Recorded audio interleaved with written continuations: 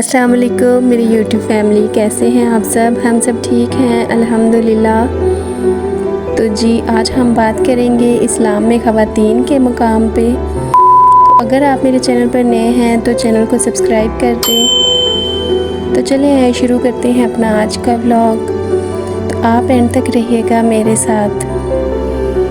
तो जी जैसा कि आपको पता है कि मैं आपके साथ अपनी डेली रूटीन शेयर करती हूँ। डेली रूटीन में जो काम काज मैं करती हूँ वो भी मैं आपके साथ शेयर करती रहती हूँ।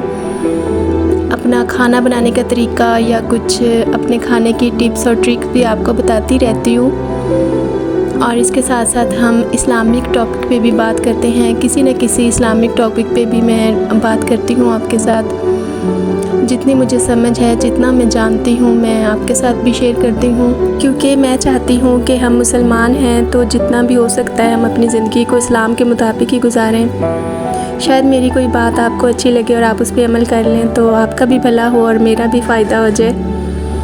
तो चलिए जी, खैर अभी असर का टाइम है। सुबह मैंने सफाई वगैरह की थी तो अभी काफ़ी तेज़ आंधी आई है, जिसकी वजह से घर में दोबारा से कचरा फैल गया था।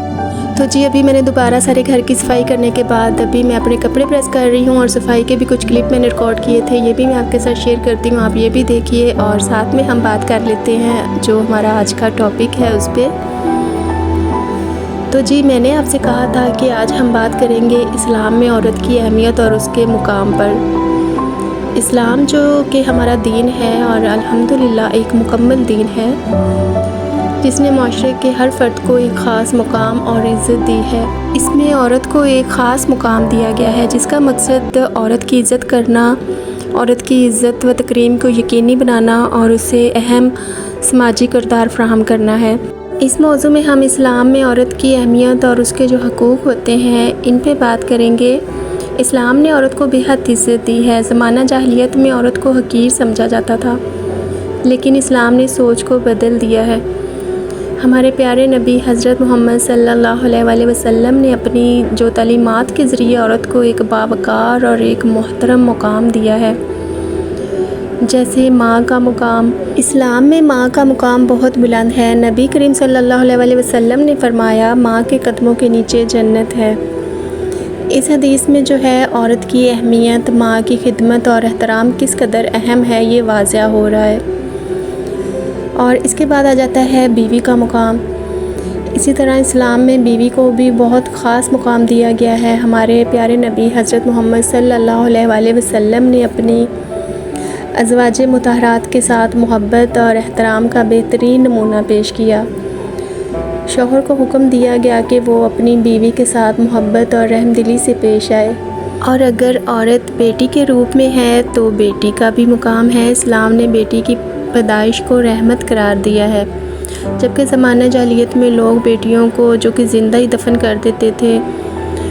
नबी करीम सल्लल्लाहु अलैहि वसल्लम ने फरमाया, जिस शख्स ने बेटियों की परवरिश की और उनकी अच्छी तरबियत की वो जन्नत में मेरे साथ होगा। इस्लाम ने औरत को वो हकूक़ दिए हैं जो मर्दों को दिए हैं, जैसे तलीम का हक़ है, जायदाद में हिस्सा और अपनी मर्ज़ी से शादी करने का हक़। अपनी मर्ज़ी से शादी करने का मकसद ये है कि जब भी बेटी की शादी करें तो उसकी रज़ामंदी भी शामिल होना ज़रूरी है। कुरान मजीद में कहा गया है कि औरतों के साथ भलाई का सलूक करो। इस्लाम ने औरत को सिर्फ़ घर तक महदूद नहीं रखा, बल्कि इसे तलीम हासिल करने, कारोबार करने और माशरती खिदमात में हिस्सा लेने की इजाज़त दी गई है। हज़रत खदीजा रज़ी अल्लाह अन्हा नबी करीम सल्लल्लाहु अलैहि वसल्लम की पहली बीवी थीं और एक कामयाब ताजरा भी थीं।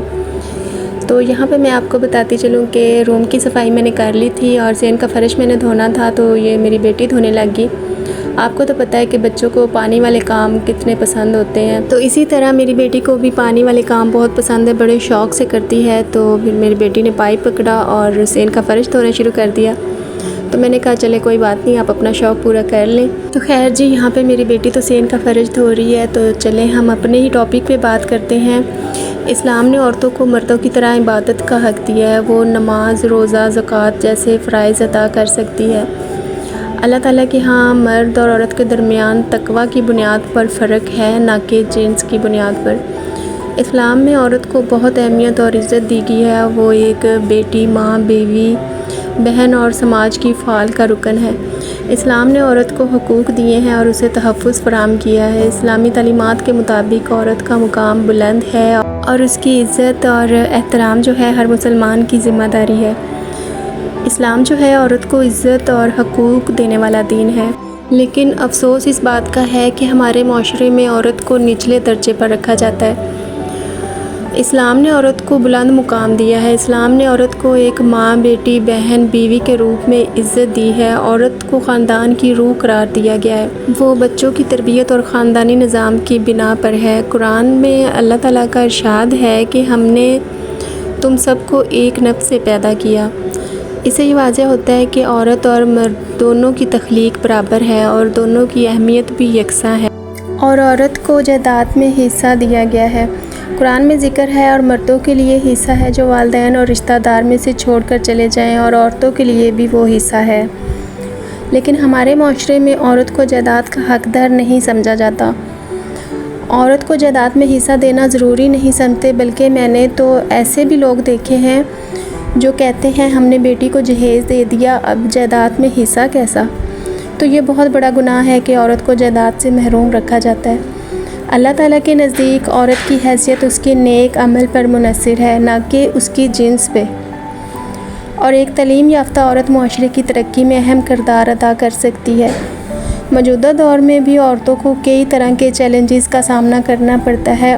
औरतें अभी भी बहुत से माशरती मसाइल का शिकार हैं, जैसे कि तशद्दुद, नाइंसाफ़ी और हकूक़ की अदम फ़राहमी। बहुत सी औरतें घरेलू तशद्दुद और दीगर इक़साम का तशद्दुद का शिकार होती हैं।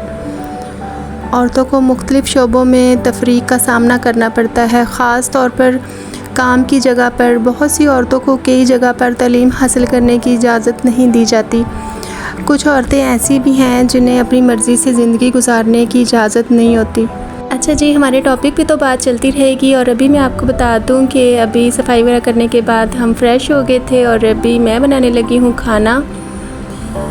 मेरी जो बेटियां ट्विन्स हैं वो और मेरा बेटा वो अपनी फूफो के पास गए हुए हैं। कल इनकी फूफो ने मिलाद करवाया था, तो हम पूरी फैमिली वहाँ पर गए हुए थे। साथ वाले गांव में इनकी फूफो रहती हैं, तो बेटियां और बेटा वहीं पर रह गए हैं और ये छोटी बेटी है मेरे साथ घर में। तो अभी सफाई वगैरह करवाने के बाद इसने पैसे लिए और जाके ये कुरकुरे लेकर आई है, तो यहाँ पे ये कुरकुरे खा रही थी और मैं बनाने लगी हूँ खाना। खाने में आज मैंने बनानी है भिंडी, और यहाँ पे सब्ज़ी वगैरह मैंने काट ली है। भिंडी को ऑयल गरम करके मैंने जो है इसमें डाल दिया है, और आज मैं आपको बिल्कुल आसान तरीका साथ में भिंडी बनाने का भी बताती हूँ। हमारे घर में दो तरह से भिंडी बनती है। एक तो तरीका ये है जो मैं अभी आज बना रही हूँ, इस तरह से बिल्कुल आसान और कम टाइम में भिंडी तैयार हो जाती है।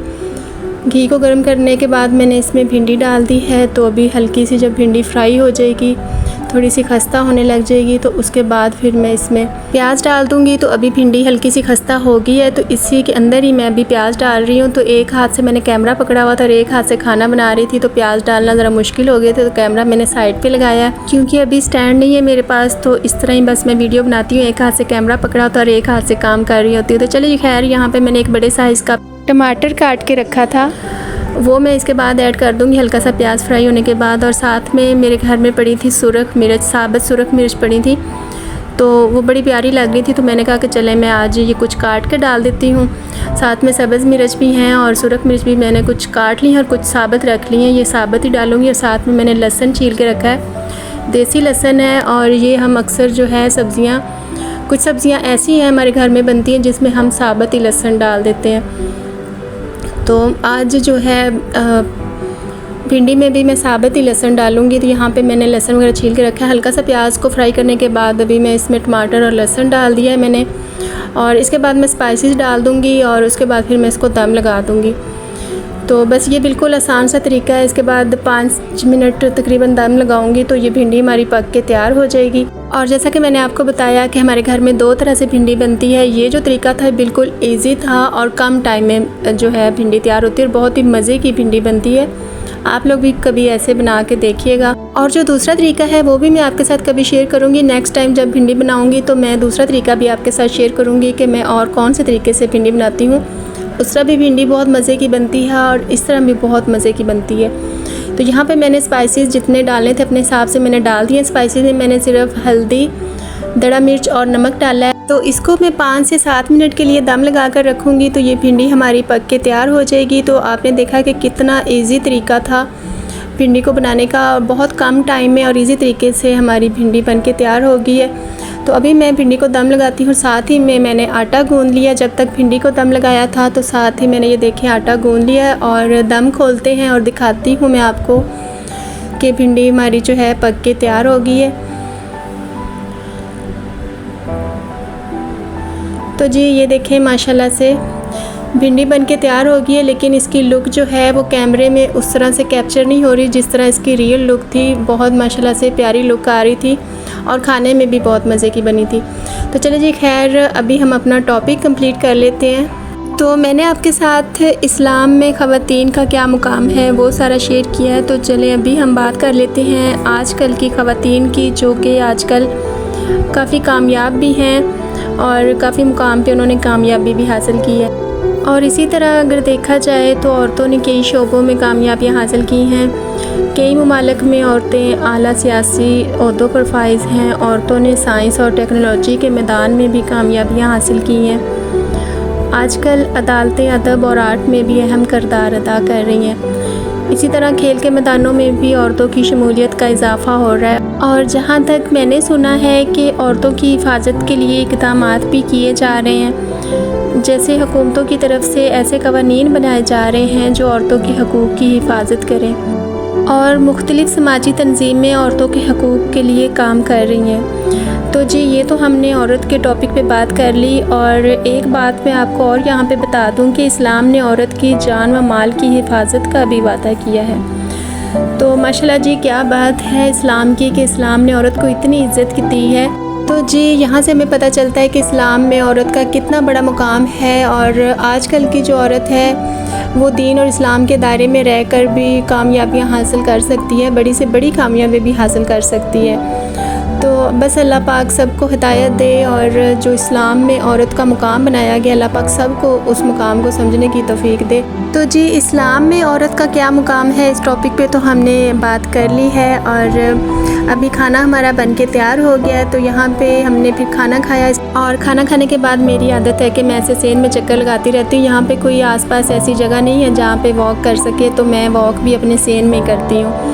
तो चले जी खैर इसी के साथ आज का व्लॉग इधर ही ख़त्म करते हैं। और अगर आपको मेरा आज का व्लॉग पसंद आया हो तो वीडियो को लाइक और शेयर करना मत भूलिएगा। और वो जो लाल वाला बटन है उस पे भूकंप लेके आओ या फिर भूचाल, मुझे नहीं पता, बस क्लिक हो जाना चाहिए। और आपको मेरी वीडियो कैसी लगी मुझे कमेंट में लाजमी बताइएगा। तो इसी के साथ आज का व्लॉग इधर ही ख़त्म करते हैं और मिलते हैं एक नए व्लॉग के साथ। और अगर आप मेरे चैनल पर नए हैं तो चैनल को सब्सक्राइब करना मत भूलिएगा। Thanks for watching. अपना बहुत सारा ख्याल रखिएगा और दुआओं में याद रखिएगा। अल्लाह हाफिज़।